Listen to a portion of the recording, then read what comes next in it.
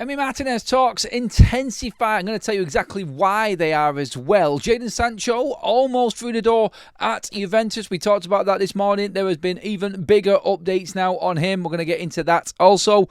And the situation that's affecting Manchester United between Liverpool and Newcastle around Ekitike. And now Newcastle switching their targets to Johan Visa of Brentford. You know where I'm going with that one. I'm going to bring you the information on where we're up to on that also. We're going to get into this. This is your midday update here on Forever United TV. I'm Adam. Get into the comment section and talk to me, everybody. It is all going off at United now. We had a very busy morning show where we talked about everything going on with potential exits at Manchester United. We are now hearing, along with this, there is definite information coming out on Emi Martinez and Alejandro Garnacho. Now, this has got to a point where we know Garnacho is potentially looking at a low move. We spoke about that this morning. Emi Martinez went a little bit quiet this morning, but it has ramped up again. And the information on Emi Martinez, just so you're all completely up to date with everything that's going on with this. There is more news come out this morning. Emiliano Martinez has a €25 million release clause.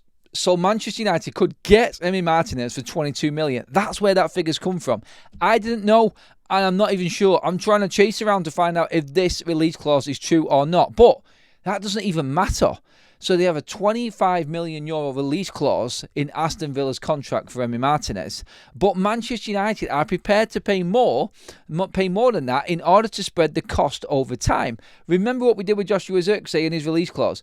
We are willing to pay Villa more to get the deal done, because if we spread it out over let's say, for instance, a 3-year period rather than a 2-year period, United's payments come down each year and fit into PSR, and that's where they're at. The goalkeeper reportedly has everything ready to make the switch from Villa to Manchester United. That is the latest update on Emi Martinez's side of things.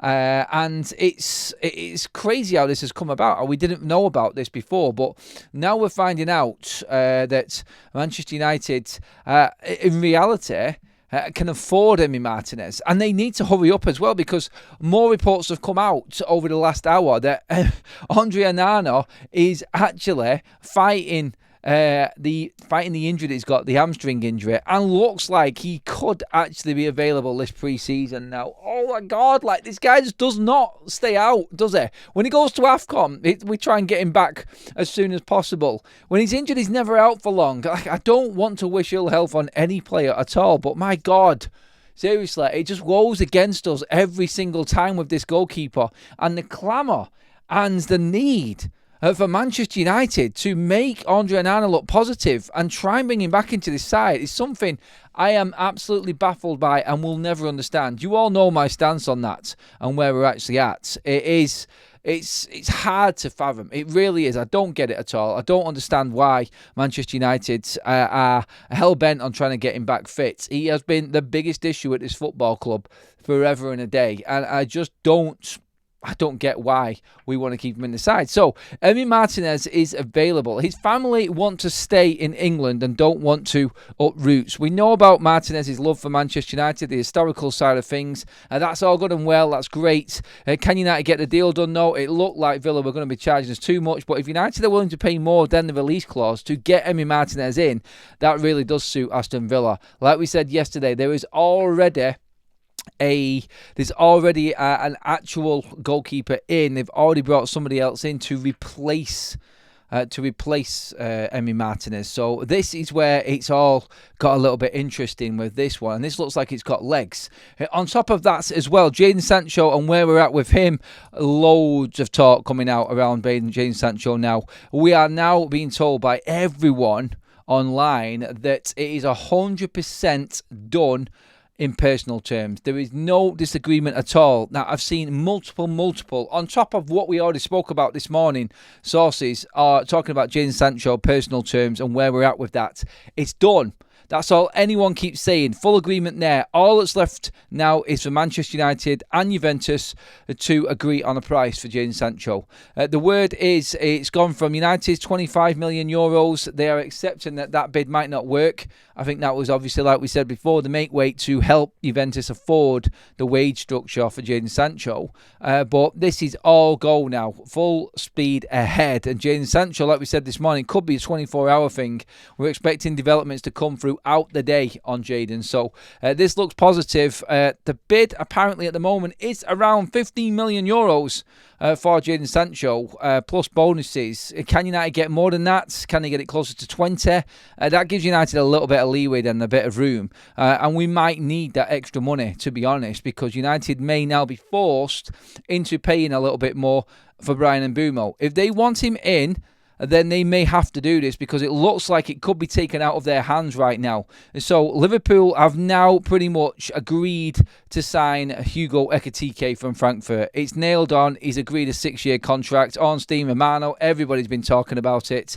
It's done. Liverpool not messing around. They've been admirers of the player for a while. They've stood back. They've let things bubble. They've got an initial bid in that's been rejected, but they know, and that's just the opening to the talks, said Romano. Why am I even talking about this? Well, he did actually turn United down. He ended up saying he wanted to go to Liverpool and only Liverpool. But on top of that, Newcastle, who were bidding for him and looked like favourites to get him, I'm sure you've seen all of the fallout between Liverpool and Newcastle fans online already. Paul Craig getting a lot of stick there on Anfield Agenda from the Newcastle fans on this one, but they were in for him. But now, according to multiple reports this afternoon, are now looking at Yoane Wissa at Brentford. And you know what that means. That is a problem for Manchester United because, as soon as that report came out, everyone went back to what we said the other day, which was that if Wissa is sold, there is no need to sell Mbeumo. Brentford are not going to sell both players this summer. United right now, with the way that Newcastle are moving and the way that other football clubs are moving, this would not go down well at all. If we had spent this long negotiating for a player and then somebody else went in and bought another player from under our noses from the same club like Brentford, and that meant that United didn't get Mbeumo, oh my God, that would be, carnage to say the least. But we're now waiting to see, can we get Jadon Sancho over the line and done? Does that give us the extra money? And will he actually spend it? Will Ineos, even if Wissa goes and we lose this deal, are they going to be bothered? Apparently Manchester United are looking at Hillman, who is talking to and agreed terms with Juventus already as a midfield option now. There is so much news coming out. But to break down the necessaries, Manchester United can get Martinez. It doesn't matter if Andre Onana is fit or not. United feel like they can get him for the right price and are willing to pay Villa more than his 22 million release clause that we did not know even existed until today. But now we do, and now we know that United are willing to pay more.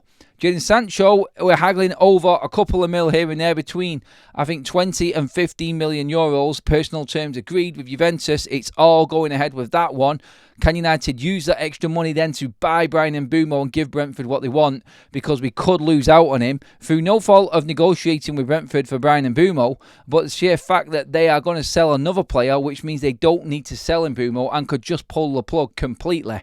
Because Newcastle have entered the race for Wissa. They've just put down 70 million euros on Ekitike and been rejected. We know that they have got the money. We know that they can afford Wissa. And if they agree to a price with Brentford, this could throw everything up in the air for Manchester United's move for Bryan Mbeumo. Over to you again, United. It seems it's to-in and fro-in. And have Brentford really just pulled one out of the hat here and really snookered Manchester United?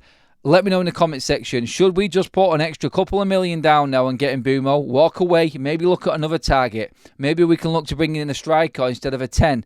Where would you go with this right now? Talk to me. We're talking Mbeumo, we're talking Sancho, we're talking Emi Martinez. Pile into the comment section, everybody. It is all going off at United now.